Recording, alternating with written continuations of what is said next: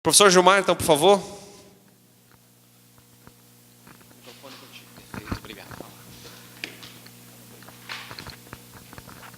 Boa tarde a todos.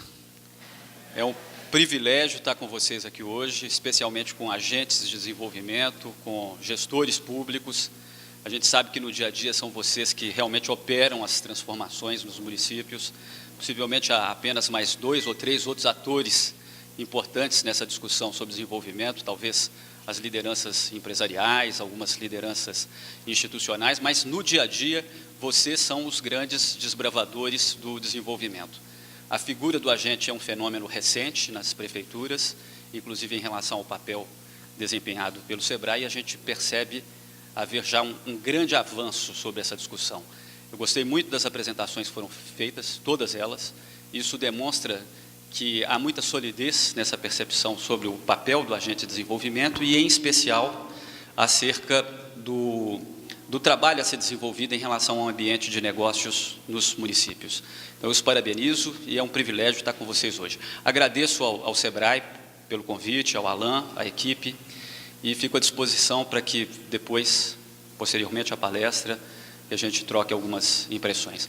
Vou ser relativamente breve, porque sei que o evento se estendeu por muito tempo, vocês receberam uma overdose de informações, e aí é importante que a gente tenha o foco bastante centrado, para que o desfecho seja igualmente importante como foi, ou como foram todas as demais apresentações. Bem, a gente vai ter, na verdade, um bom bate-papo aqui.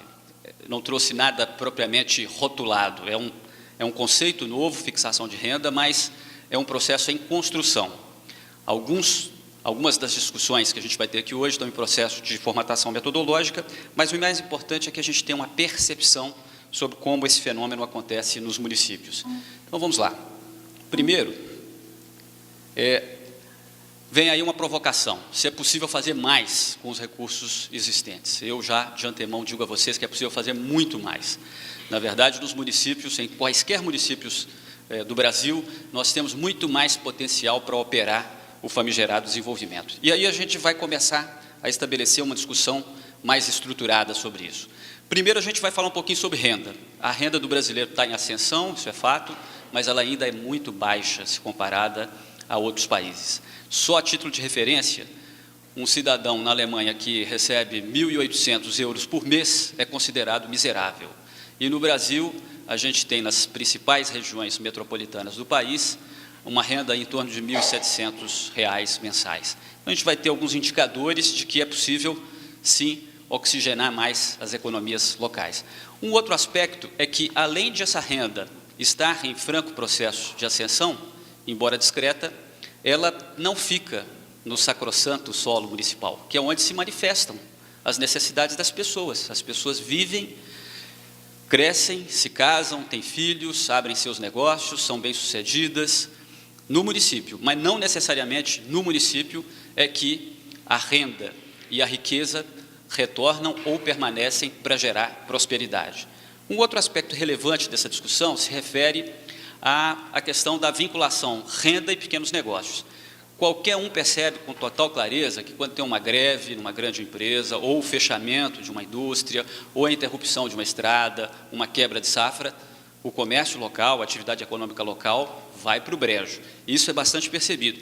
Mas a gente tem que perceber que por trás dessa cortina tem ainda mais outros 40 ou 50 fatores diferentes, além de alguns muito visíveis, que também drenam a energia da economia local. Um outro elemento importante é que se fala muito sobre geração de renda, emprego e renda, mas se fala pouco em fixação de renda. Então, a gente precisa estabelecer um mecanismo em que a gente coloca uma redoma sobre os nossos municípios. E, a partir dessa redoma, você tem um modelo em que os recursos que circulam livremente para outros municípios, eles permanecem por mais tempo no nosso solo municipal. Vamos ver como é que isso se dá. Antes de entrar mais profundamente em alguns elementos que caracterizam esse fenômeno, é importante a gente ver a relevância das pequenas empresas e dos pequenos negócios no país. Logo depois da crise de 2008, as pequenas empresas geraram 450 mil postos de trabalho, enquanto as grandes empresas demitiram 150 mil pessoas. E isso também fica evidente, embora os números sejam de 2005 a 2007, que naquele período foram gerados 3 milhões de empregos pelos pequenos negócios e as grandes empresas não bateram a casa dos 800 mil.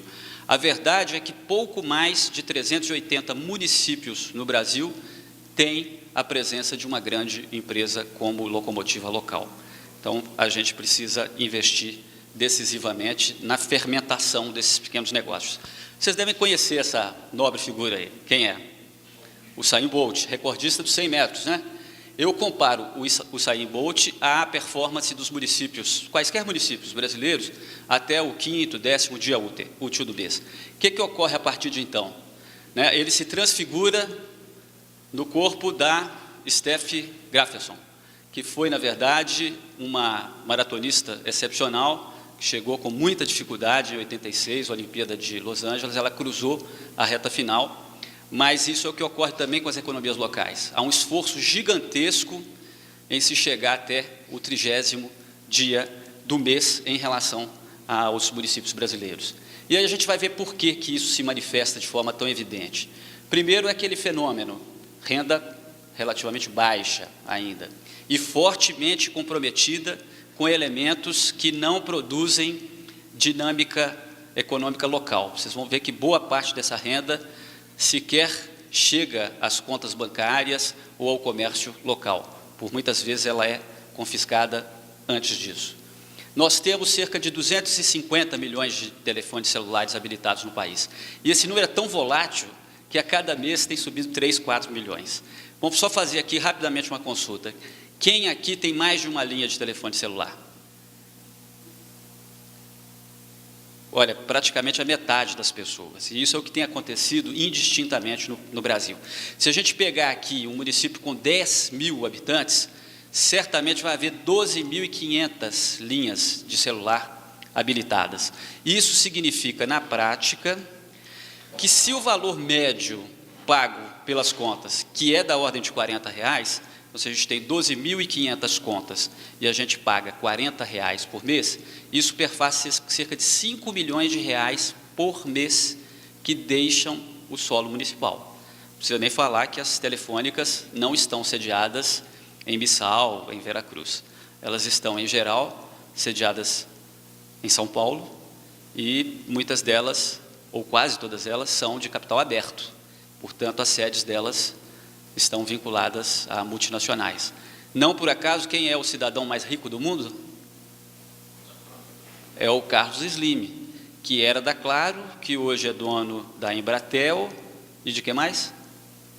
Da NET e da Sky.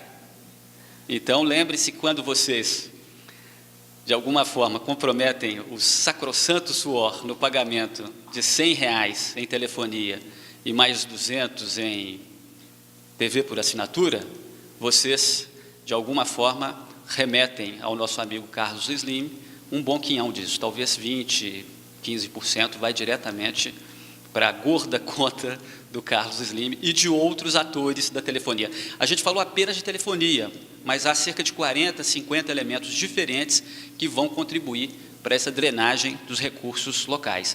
É essa compreensão estratégica que a gente precisa ter. Por que a gente vive por alguns dias a euforia do Usain Bolt e depois a gente termina ao final do mês com aquele fôlego de maratonista arrasado pelo cansaço? A gente tem um outro elemento que são representado pelo número de cartões de plásticos existentes no mercado. São aproximadamente 600 milhões de plásticos e até quem diga que esse número é maior. São plásticos relativos a cartões de crédito, cartões de supermercados, magazines, etc. Isso, no primeiro momento, é excelente, porque facilita as transações comerciais. Você está sem dinheiro hoje, antecipa a compra do presente do Dia dos Namorados, eventualmente faz uma outra compra do dia a dia, financia o funcionamento